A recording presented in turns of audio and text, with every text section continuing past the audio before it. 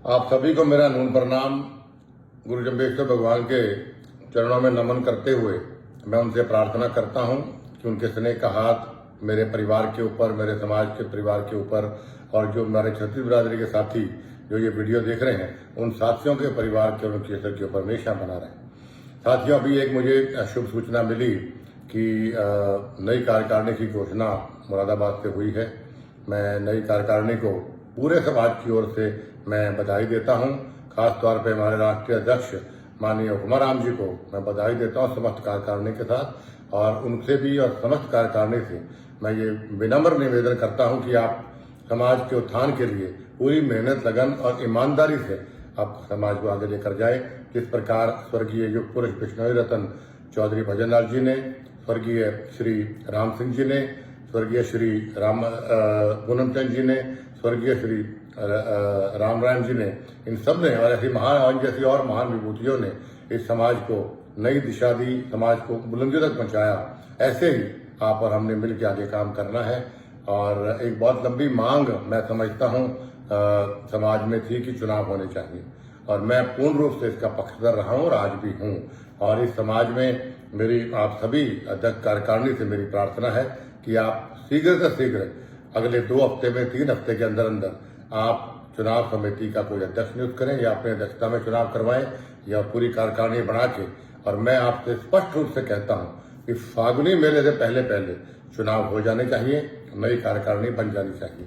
और इसके लिए भी मैं एक और आप सबसे प्रार्थना करना चाहता हूं कि आप निष्पक्ष चुनाव करवाएं, पारदर्शिता से चुनाव कराएं, और चुनाव प्रक्रिया की एक एक बात सारी सोशल मीडिया पे के माध्यम से नया फेसबुक पेज बनाए, जैसे भी करें, ताकि हर बिश्नोई समाज के साथी को पारदर्शिता का पता लगे कि भाई बिल्कुल बढ़िया ढंग से चुनाव प्रक्रिया चल रही है।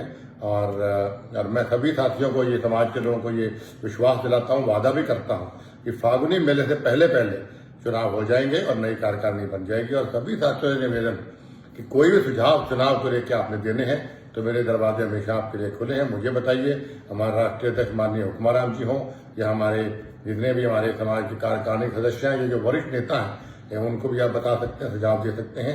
और चुनाव के अंदर हिस्सा जरूर लें। अच्छे लोग समाज में आगे आएंगे तो समाज भी आगे बढ़ेगा। और दूसरा, युवाओं से मेरी खास तौर पर प्रार्थना है कि 29 नियमों को आप जरूर फॉलो करें। मैं मन से आपसे कहता हूं, मैं बड़ा पूजा पाठ में विश्वास रखने वाला आदमी हूं।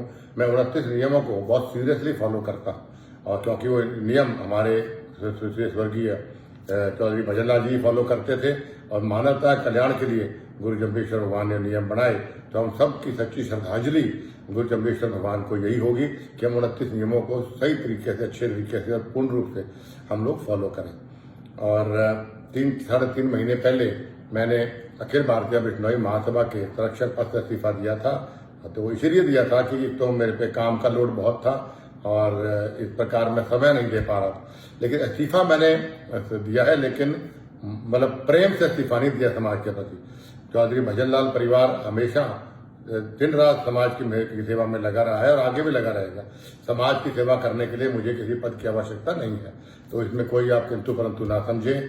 मैं समाज के लिए 24 घंटे हाजिर हूं, और जितने भी हमारे समाज के साथी, अभी बहुत कुछ दिन पहले भी हमारे राष्ट्रीय हमारे गृह मंत्री थे जो मेरे नेता भी हैं, उनको मिलकर हम आए। हमने ज्ञापन भी दिया, सोशल मीडिया माध्यम से देखा भी होगा। जो समस्त साथी जो हमारे हम मिल के गए थे वहां पे, सभी पार्टियों के पार्टी लाइन को छोड़कर उन सबको बधाई देना चाहता हूं कि उन सब ने भी समाज हित को आगे रखते हुए अपनी पार्टियों को बुलाकर और सब मिलके हम समाज हित के लिए, समाज के उत्थान के लिए, समाज की मांगों को लेके हम माननीय गृह मंत्री से मिले, और उन्होंने पूरा आश्वासन हमें दिया कि जल्द से जल्द ये मांगे पूरी करवाने का प्रयास करेंगे। तो एक बार पुनः मैं नई कार्यकारिणी को बधाई देता हूं और समाज के सभी साथियों से प्रार्थना करता हूं कि साथियों, हमने मिलकर एकजुट होकर एकता का सबूत देते हुए समाज को आगे लेके जाना है।